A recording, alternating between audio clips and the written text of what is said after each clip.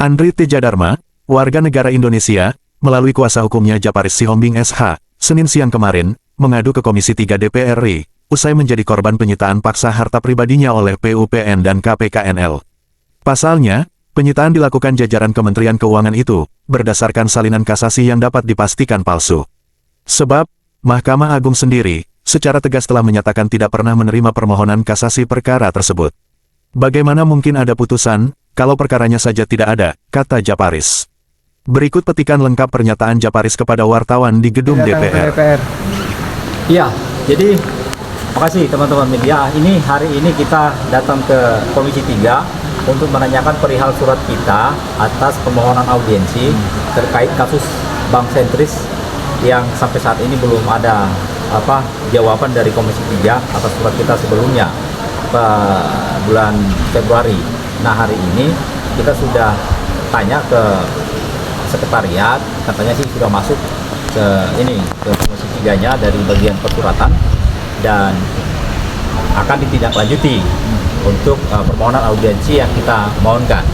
Ya, terus yang kedua, sekalian juga tadi kita memberikan surat yang kedua karena surat yang pertama nggak langsung direspon, sehingga kita bersurat lagi untuk surat yang kedua untuk permohonan audiensi, sekaligus kita minta untuk perlindungan hukum atas kasus bank sentris dan atas persoalan dialami oleh pemegang saham bank sentris yaitu Pak Andri Tejadharma.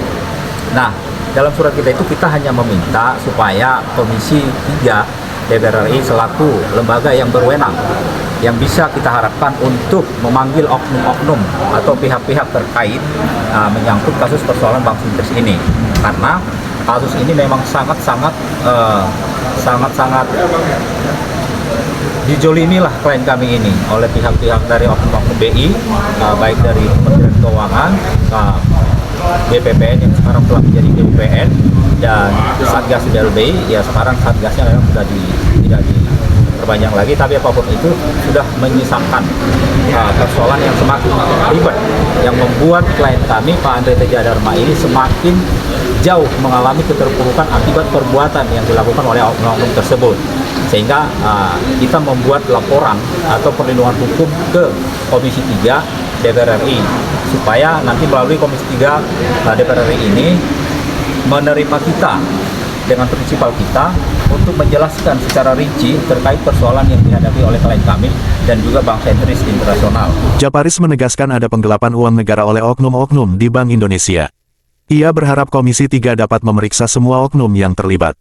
Karena uang telah dikeluarkan oleh Bank Indonesia sebesar pada saat itu 490 miliar. Tetapi uang itu tidak sampai ke bank sentris internasional, tetapi sampai ke bank yang dalam tanda kutip selalu kita bilang yang tidak bank individual.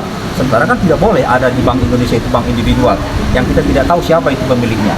Tetapi bahwa adalah fakta, uang itu, uang yang seharusnya diserahkan ke bank sentris internasional itu masuk ke rekening bank sentris internasional bank dengan nomor account yang berbeda.